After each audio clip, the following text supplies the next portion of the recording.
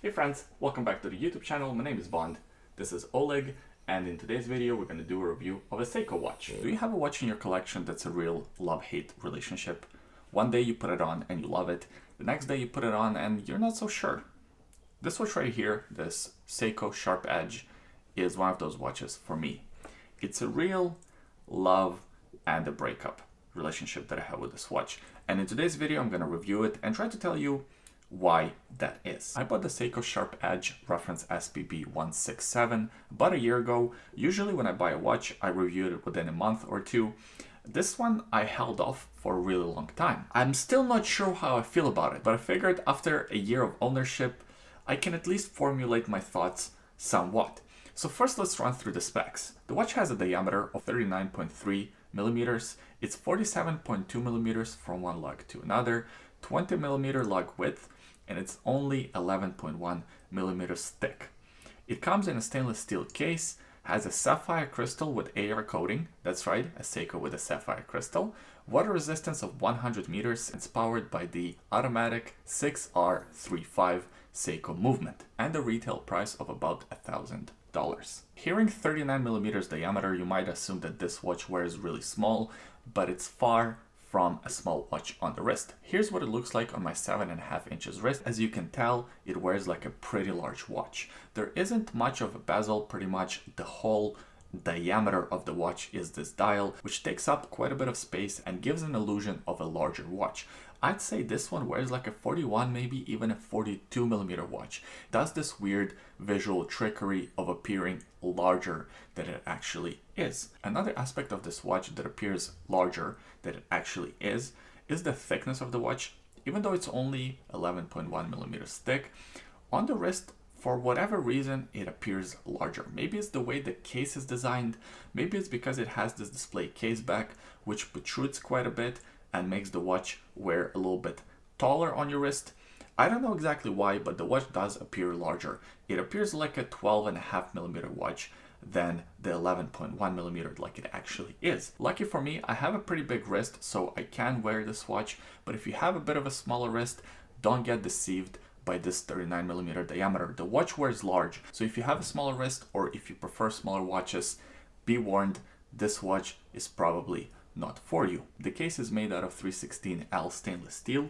We have alteration between brushed and polished finishes. The bezel is high polish. The tops of the lugs are brushed. The sides of the case are again high polish. So you have a nice alteration, a nice play with the light. The bracelet also has dual finishes. The top of the lugs are brushed. The sides of the lugs are high polish. And it also has a couple of center links acting as a highlight. They are individual links and they're done in high polish, very reminiscent of a Grand Seiko. In fact, in this review, I'm going to draw quite a few comparisons between this watch and the Grand Seiko because the two watches share a lot of similar DNA, which makes sense because they both essentially are Seiko watches. A notable fact that I should mention about this case and the bracelet is the fact that it's covered with a DiaShield coating. So it's a scratch-resistant coating that Seiko applies to a lot of their cases and bracelets, which are supposed to be more scratch-resistant than just regular stainless steel. And I can attest to that. I've had this watch for about a year and it has pretty much no scratches, so the coating does actually work. But there is a bit of a downside if you look at it as a downside to this coating. It gives the watch a bit of a grayish, bluish hue, so it doesn't have that shiny stainless steel look anymore. It has more of a, the best way I can describe it, titanium look. Moving on to other visual aspects of the watch, you see that crown at the 3 o'clock position. It is a sign crown. What? Seiko is full of surprises. They do include a signed crown on their Presage series of watches, the more expensive timepieces. Seiko is completely capable of doing beautiful signed crowns. They just choose not to include these signed crowns on cheaper models, and that's one of my gripes with this watch. It can be better, Seiko can do better, they just choose not to do certain things in certain watches. We'll talk more about that later. But for now, let's come back to this crown. It's not a screw-down crown, even though the watch still has 100 meters of water resistance. The crown action is nice and smooth, easy to operate. I have no problems with this crown whatsoever. Now let's talk about the visual element of this watch that I know you want me to talk about. This dial. looking at reviews of this watch, looking at promotional pictures, the dial is what really grabs you. And I gotta tell you, in person, it does look really beautiful. The one thing that Seiko know how to do is dial. This one here is spectacular. Now, of course, in person, it doesn't look as spectacular as it looks in videos and photos because those are professionally lit and they're designed to highlight the most beautiful angles of the dial. But nevertheless, in person, it still looks spectacular. The geometric shapes, the way this dial plays with the light, the way it camouflages itself, the shade of blue that Seiko used on this dial, all of that works really, really well. Applied multifaceted indices here, the way they play with light is really well executed. I feel like Seiko doesn't get enough credit for the way they're designing their indices because that's not an easy element of a watch to execute well, and Seiko does it really well. In this watch, we see a window by the 3 o'clock position, of course a date window with a black date wheel, Presage and automatic written closer to the 6 o'clock position, and the Seiko logo on this kind of a framed platform almost, closer to the 12 o'clock position. Now, isn't it funny how as watch collectors we have all these nitpicks that nobody else would notice but we notice? And for me, the way this logo sits on the platform is one of those nitpicks. I would have preferred this logo to be integrated into the dial the way Presage and automatic text is integrated into the dial. As it is right now, sitting on this platform, it's very distracting to me and I really, really don't like it. I don't know why, but it really bugs me. Every time I look at it, again, it's one of those things that one day I think, yeah, it's fine. And then the next day I look at it and it really bothers me. Clearly, they have the ability to just integrate it into the dial like they did with the text, but for whatever reason, they chose not to do it. And I wish they did. It would really, really improve my enjoyment of this watch. Moving on to the rest of the dial, the set of hands are pretty standard. You have a needle seconds hand and a sword style minutes and hours hand. Nicely executed, nicely finished. They are a lumed set of hands. There are small lume pips at the edges of the applied indices. Here's a lume shot for you. It's nothing over the top, it's nothing spectacular, but it gets the job done, and I'm glad that it is lumed. As I mentioned earlier, the watch does feature an exhibition caseback displaying the movement of this watch. 6R, they're okay movements. They're not fantastic, they're not awful, they're just okay. This one being about plus 5 seconds per day. I'll take it. For Seiko, it's okay.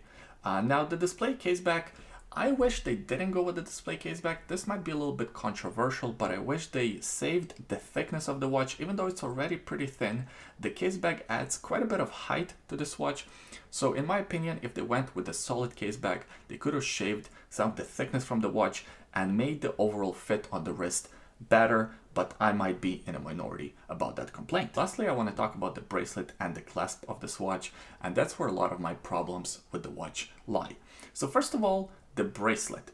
It is very similar to Grand Seiko bracelets. As I mentioned earlier, it has that Grand Seiko-esque design language to it. In fact, this watch was confused for a Grand Seiko on my wrist a couple of times because they do look very similar, especially on the wrist from a distance. You could easily confuse this for a Grand Seiko. That's why I titled this video a Grand Seiko on a budget, because it kind of is. And like a lot of Grand Seikos, it has push style pins and it has this double pusher clasp.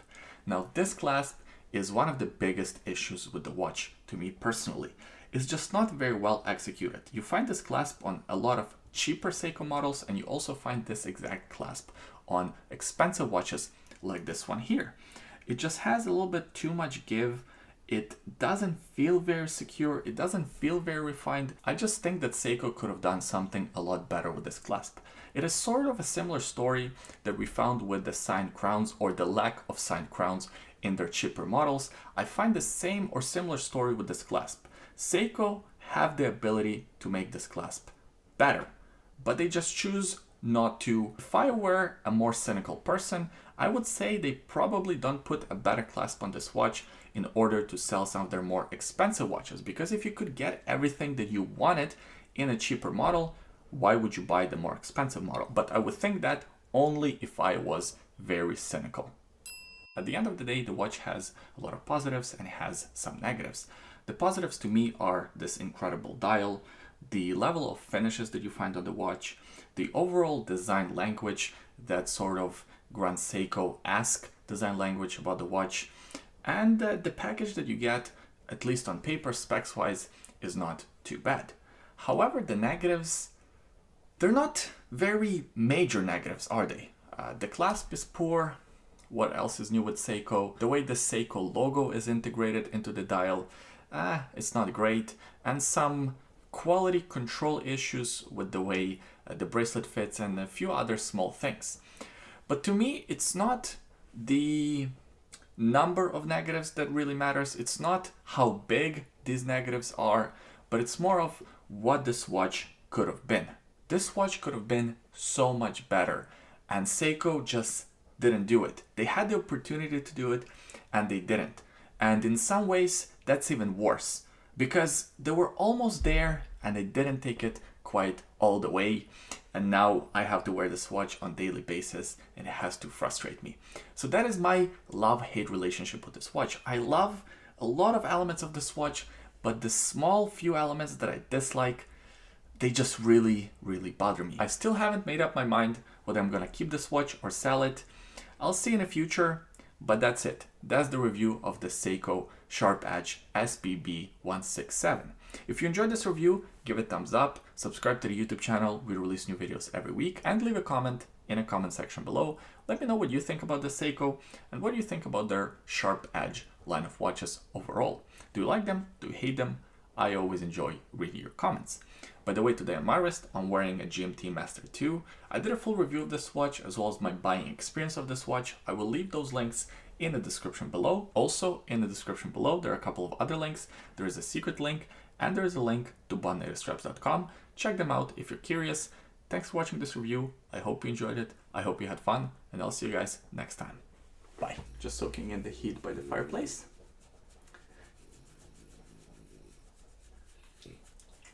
Enjoying the warm air, are you?